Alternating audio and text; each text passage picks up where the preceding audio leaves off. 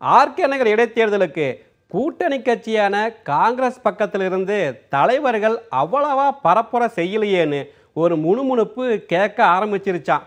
ஆனா வட்ட செயலாளர் அளவுல ஒத்துழைப்பு நல்லாவே இருக்குதுங்களா? இன்னொரு பக்கம் தெளிவா காங்கிரஸ் கட்சிக்குள்ள அரசல் புரசலா இருக்கும் உள்கட்சி பிரச்சனை ஆர்கே நகர் தேர்தலில் எதிரொலிக்குதா. முன்னாள் மாநில தலைவர்கள், முன்னாள் மத்திய அமைச்சர்கள் பரப்புரைக்கு வரணும்னா மாநில தலைமை சொல்லட்டும்னு காத்திருக்காங்களா?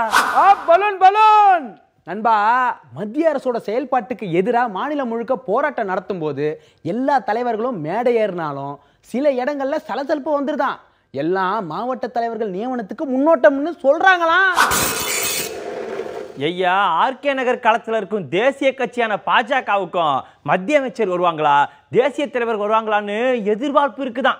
ஆனா இப்பதான் அமைச்சர் பொன்னாரே சென்னைக்குள்ள வந்திருக்காராம். உத்தரப்பிரதேசம் போல கர்நாடகா போல தமிழ்நாட்டிலேயே கால் பதிச்சு ஆட்சியை பிடிச்சே ஆகணும்னு டெல்லியிலிருந்து உத்தரவுகள் வர அதற்கான முயற்சிகள் போதுமான அளவுக்கு இல்லைன்னு மாநில தலைவர்கள் ஒருத்தருக்கு ஒருத்தர் மாறி மாறி முணுமுணுக்கிறாங்களாம்.